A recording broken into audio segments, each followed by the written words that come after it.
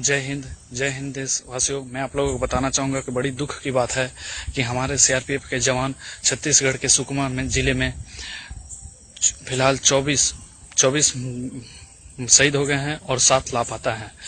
ये घटना एकाएक हुआ और 300 नक्सलियों ने हमला किए और बहुत दुखद की बात है कि उसमें महिला ब्रिगेड जिसने 200 महिलाओं की फौज थी नक्सलियों की, और उन्होंने अटैक किया और हमारे 24 जवान मारे गए और 74 बटालियन के शहीद हो गए।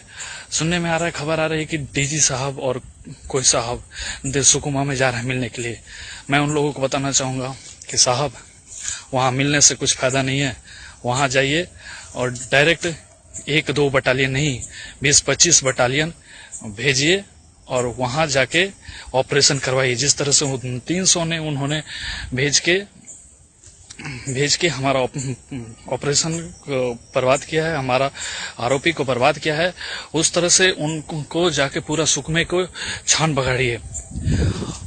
और बताना चाहूँगा जो राजनाथ सिंह जी, आप एक अच्छे नेता नहीं साबित हो रहे हैं। आप ही के राज्य में सीआरपीएफ वहां लाठी खा रही है, आप ही के राज्य में सीआरपीएफ शहीद जवान हो रहे हैं। और ये मैं बताना चाहूंगा आप लोगों को भी कि यही सीआरपीएफ जवान अमित शाह और तमाम वीआईपी नेताओं को XYZ की कैटेगरी की ड्यूटी दे रहे हैं। अब आप लोगों को ये भी बताता हूँ कि राजनाथ सिंह जी, हमने आपको और भाजपा को वोट नहीं दिया, हमने मोदी को वोट दिया है। और आप जैसे लोग मोदी को सही नहीं बता रहे हैं और उनके को सही डिसीजन नहीं दे रहे हैं। और रक्षा विशेषज्ञ ये आप ही टीवी पे आके मीडिया के सामने बहुत अच्छे बातें बोले कि उनका ट्रेनिंग ढीला है, उनका ये काम ठीक नहीं है। तो मैं ये पूछना चाहूंगा, आपके जवान को जब पाकिस्तानी सर काट के ले गए थे तब आप कहाँ थे? आपके पठानकोट एयरबेस पे जब हमला हुआ था तब आप कहाँ थे? इंटेलिजेंस आपकी कमी है तो हमारी भी कमी है, और कमी कहाँ है इसकी जांच तो करवाओ।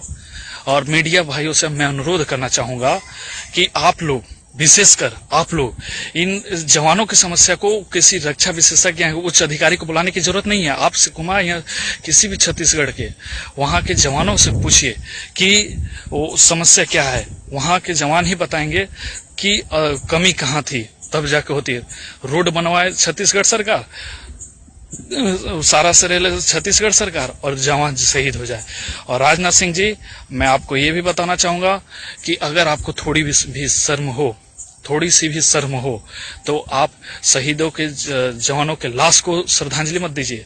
आप शहीद के परिवार के घर में जाके एक बार मिल लीजिए, वहां पे श्रद्धांजलि दीजिएगा तो आपको बहुत अच्छा लगेगा।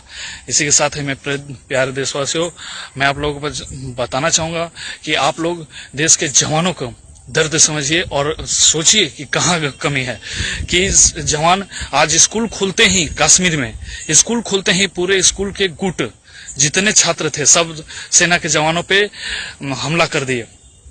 और वही आज ही देखिए कि आज यहीं पे सुकमा में हमारे कैजुअलिटी हो गई, और जब कैजुअलिटी हो रही है तो हमारी हो रही सीआरपीएफ के।